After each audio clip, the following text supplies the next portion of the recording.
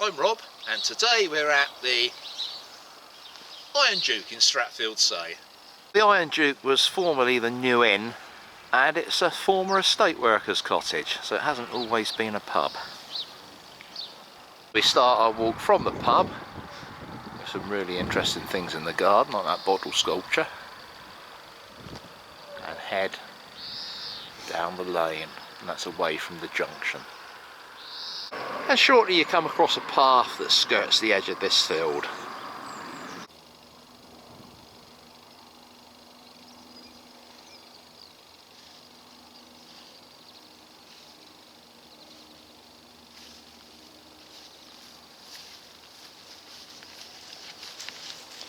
A little pond just off the path to the right, looks like a dew pond maybe.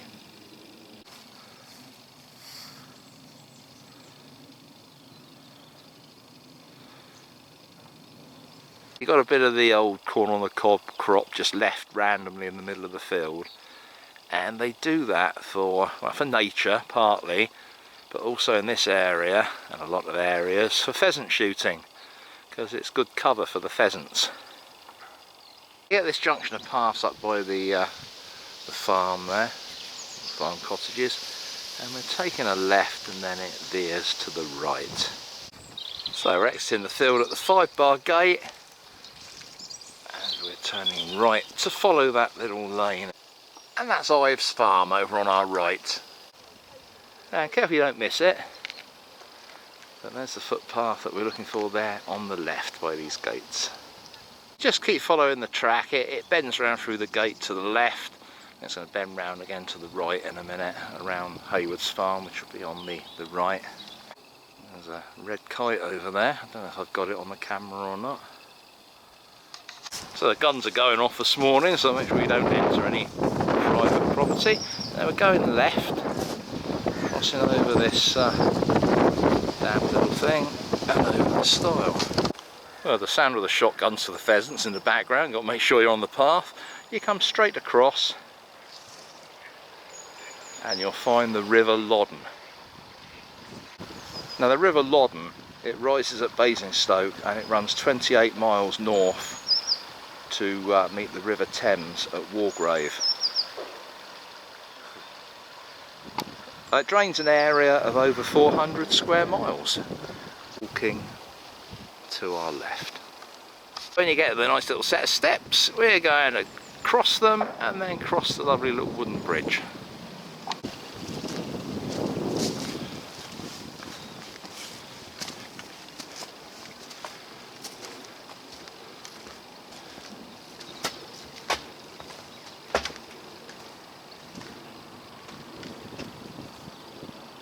That's quite a sizable river by now. This way's a bit prettier.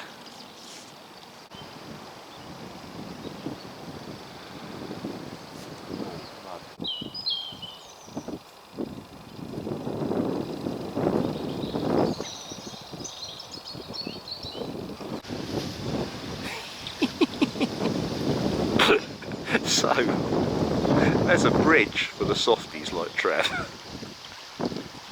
And there's a ford. And we're going over to the church. I don't think the ford looks very deep, so I might clean my boots off in it. Let's see. That's not too bad.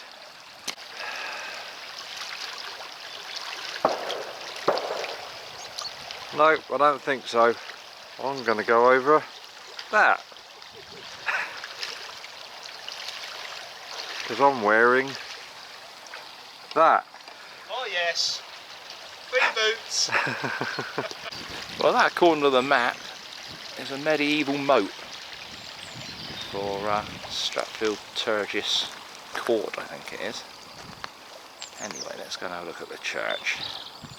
You find strange things sometimes.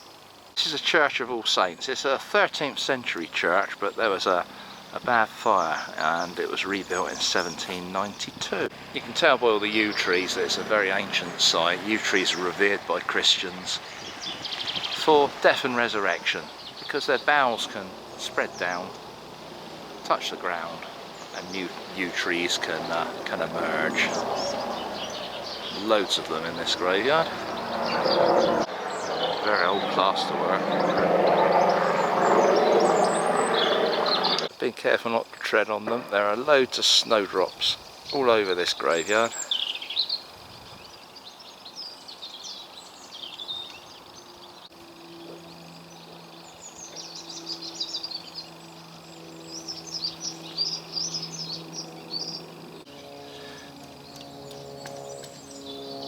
Don't think the church is used anymore. It looks very unloved.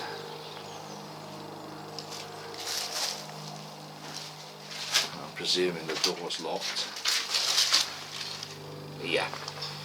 Key on? Yeah, definitely unused now. Home only to spiders. We come out of the church, pick up our path again.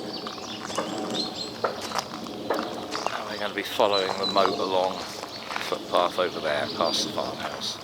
You can see how the little offshoots of the River Loddon have been dug to protect Turgis Court in the form of a moat.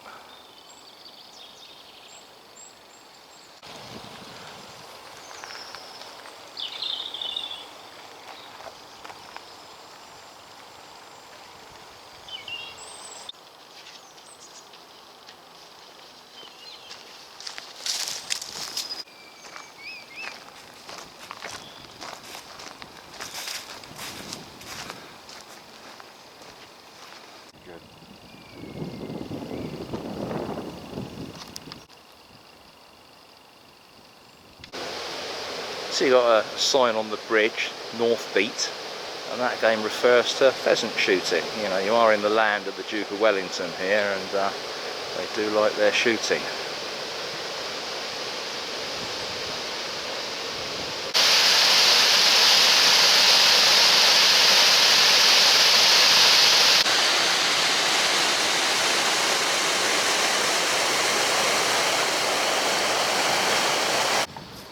So where you see the fishing hut on the bank, you keep to the gravel track, follow the gravel track all the way down to the road. We come to the road and we're going to turn left, and all that fencing is around the parkland of Stratfield Saye house, of which I will tell you more later. But we're going this way. Cross over the bridge. Heading back into Stratfield Saye, and when we get to this chevron marker we're turning right. So if you want the short walk, you can just follow the lane to the left.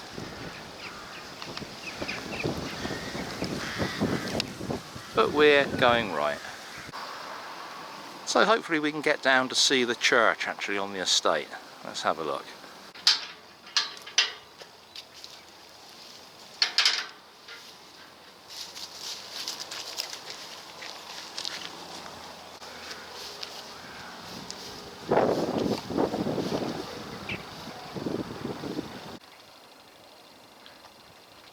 So this is the church on the Stratfield Saye estate. It was built by the first owner, Sir William Pitt, who was the cousin to one of our great Prime Ministers. Now in it there's a memorial to the first Duke of Wellington. He's of course the hero of the Battle of Waterloo, but his remains are actually at St Paul's in London. So as I said, it was built in the 17th century, but it's actually on the site of a much older medieval church which dates back to the 12th century. Well, as is always our luck, it's closed. Probably open when the park's open to the public, which is sort of, I think it's Easter to October or something like that. And we're looking across the parkland to Stratfield Saye house, which is over there beyond those trees. I was hoping we'd get a glimpse of it because it's winter, but we can't get a glimpse of it. But anyway, it's a Grade 1 listed building. It was built in 1630 by Sir William Pitt, the chap that was the cousin of the Prime Minister that I mentioned earlier. It was purchased by the state in 1817, a grateful state because of course Arthur Wellesley, who was to become known as the first Duke of Wellington, was very successful in defeating Napoleon at Waterloo. Wellington wanted it to be Waterloo Palace and had grand schemes, but by 1821 he decided that his schemes were a little too grand perhaps, and he settled for a less grand affair. We're going to retrace our steps through the graveyard, past the church and back out through the Lich Gate. And he must have been a very lucky vicar, because this is the old rectory. So back at the main road again, and we're going to turn right out of the gate. So that's a little bit worrying. You're walking along the road and there's a spent 12 bore cartridge in the middle of the road. Poor pheasants aren't safe anywhere. So if you're visiting, you actually enter Stratfield Saye estate from this road. And there's the house right at the end of the drive. I'll zoom in a little bit. From this junction, you turn left and we're heading towards Stratfield Saye, the village, and Bramley. The road bends round to the left up there. I think that will take you back to the pub, not sure, so I won't divert you that way if you're fed up with the walk by now. But we're going through these double gates, a little gap by the side of them, to take a diagonal path across the field here. And when you get to the barn conversion, or barn, whatever it is, you turn right to skirt these woods. See the farm just around the corner, but we're not going that way. Look out for this post, as we're going to the left of the hedge into the woods. So we've got a plane up there, I don't know if you can see him or not. He's doing loop-the-loops. If you can, good-o. If you can't, not to worry, they're not that spectacular. Anyway, we're carrying on this lovely path through the woods.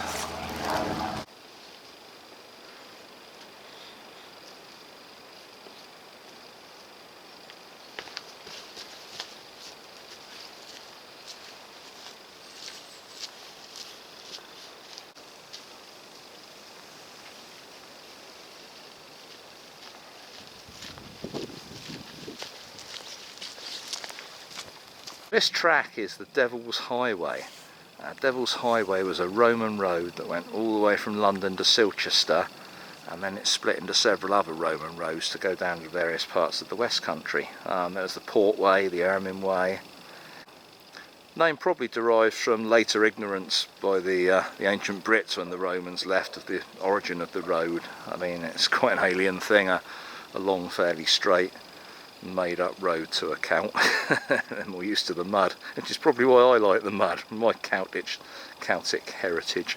Anyway, somewhere along this route was the location for the battle scenes in a very famous 1995 film by Jerry Zucker, and that film was called First Night. It starred Sean Connery, Richard Gere, John Gielgud and many other notable actors. Oh, interesting, wonder what this was. Possibly some Second World War defences, maybe? Yeah, not sure what that was. Walking the Devil's Highway is a bit like walking an old railway line. Got that same sort of feel to it. Someone along this path has an unhealthy obsession for setting fire to things. And also, what sort of lowlife brings out a load of blinking rubbish, oil cans and blinking tyres and dumps in the middle of nowhere? I'm sure it's none of you, but if it is, pack it in. Anyway, onward. According to the map, this bit of the Devil's Highway is now the added name of Park Lane, so it's the Devil's Highway Park Lane. It really is clever, and it's a bit awe-inspiring really to think this has been here since, like we were left in the I think it's the 4th century. I might correct that if I'm wrong, but I think it was the 4th century AD.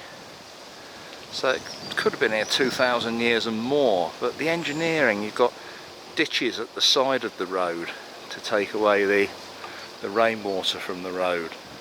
You've got sort of mini cuttings and mini embankments, much like a railway, to keep it reasonably level so that the chariots could be driven along there quite easily. And then of course underneath all this modern mud and stones and everything else, if you dug down, you would find the substrata, the rocks and the stones and the ballast they used. Yeah, it really is remarkable. Absolutely disgusting. Look at this. It's a school bus. It's a Ford Transit minibus. Trev's telling me it's a school bus. Absolutely burnt out.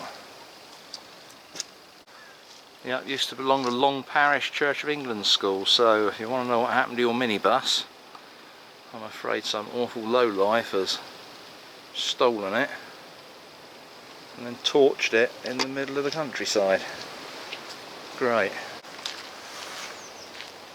Last one was a school minibus they probably fundraised for years to get. And this one, I've read the comment, no comment. This one is obviously someone's livelihood. Perhaps a tree surgeon, judging by the chippings and that. And someone's clearly stolen their vehicle and trashed it, along with all their extending ladders. Not right, Trev, is it? Right there. Field freshly ploughed for the crops to go in. And signs of spring with the catkins coming out. Then we emerge out onto the road and there's a pond to our right. Yeah, that needs enforcing. So the Devil's Highway continues straight on to Silchester. There's Mortimer and Beech Hill to the right, Stratfield Saye and Bramley to the left. So we're heading left. So I've got quite a bit of road walking on this walk, but they're all quiet, not too busy roads to be honest. It's a relief from the mud sometimes. So back in Stratfield Saye, and a nice little village pond. So we're turning left down Green Lane. So a bit of black cloud coming in. Thankfully we're near the end of the walk and we're not going to get wet. 120 years. I'm looking forward to that pub now. Trevor's reminded me we've got a combined age of 120. That doesn't help on an 8-mile walk, does it, Trev? No, not in any way, shape or form.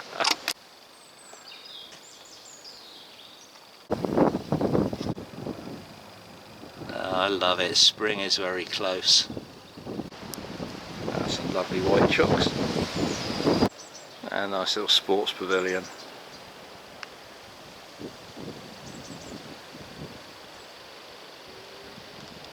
And clearly this was the old schoolhouse. Anyway, there's New Street. So we're turning right. And as we come round the corner, that's a clue, we're back at the pub. So here we go, that was an 8.5-mile walk.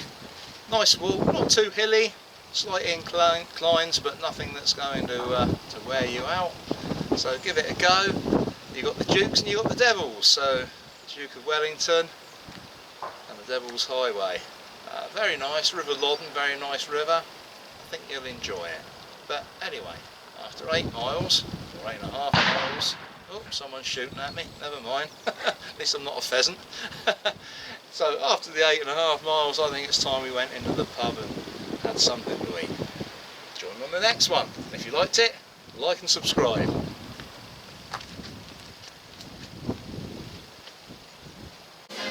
So it's a bijou little pub inside. It reflects the fact it was a worker's cottage before, with little rooms.